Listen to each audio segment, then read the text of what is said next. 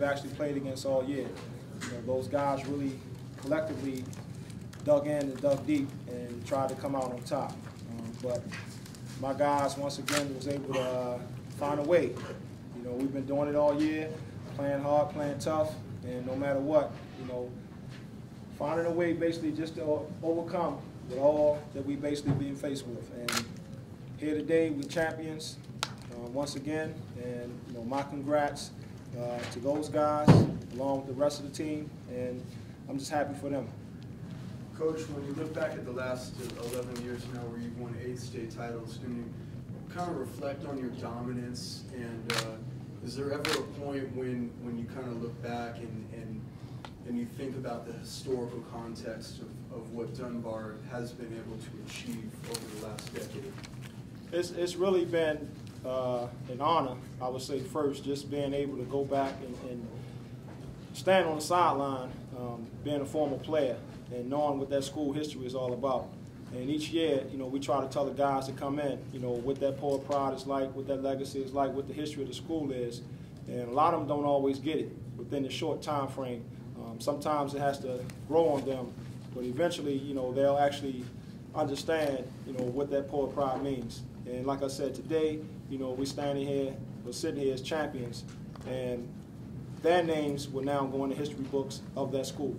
So when they get older, they'll be able to come back to the school and see their names hanging amongst the rafters on one of those banners, which is really, you know, something that they should be proud of as well.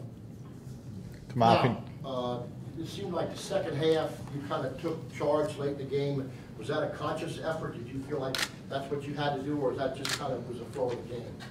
Anything to help my team win, I'm willing to do it.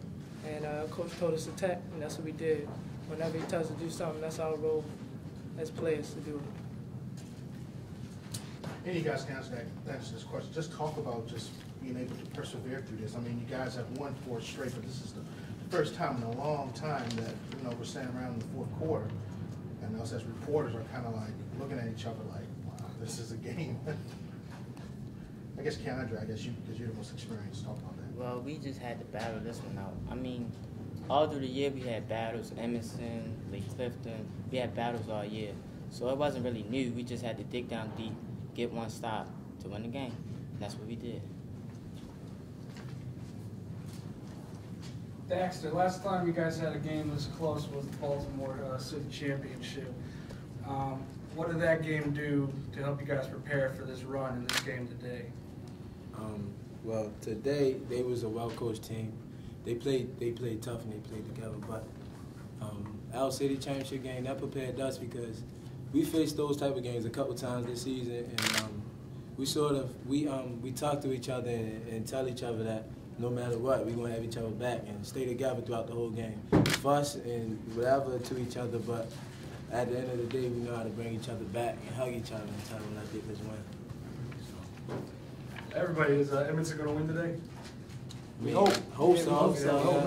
We're definitely supporting them, you know, coming from our league in Baltimore City, so hopefully they'll be able to come out on top as well.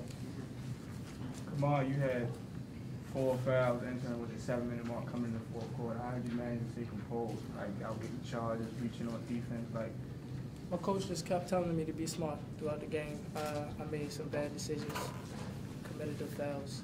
That was on me. But in the 4th quarter, he just told me to play smart, but be aggressive at the same time. That's what I did. 2 more questions. Come on. Yeah. Dude, what did Newtown do in particular just to get back in the game? Because you guys were still at some distance in that 3rd quarter. They kept playing. They kept playing. The whole time they played well as a team. And any team will be talented any day. You know, I try to install that in my guys. You know, we came in as a talented group. We came in with a lot of write-ups and a whole bunch of publicity. But, you know, that means nothing if we can't collectively come together to basically make it, you know, work and listen, you know, to one another and listen to the coach. You know, so today they was a well-coached team. They played well as a team, and as a result, you know, they hung around and took advantage of our mistakes. But like I said, once again, you know, our team was able to make those plays when we needed. You know, I think we got down, I think by 2 points with under 4 minutes to go in the game after leading basically for the whole from the first half all the way through.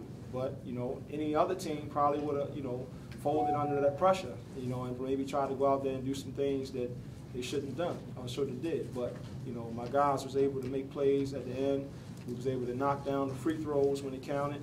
And, you know, looking at this stat sheet, you know, this game was closer than I actually thought. You know, they got 35 rebounds, we got 35 rebounds.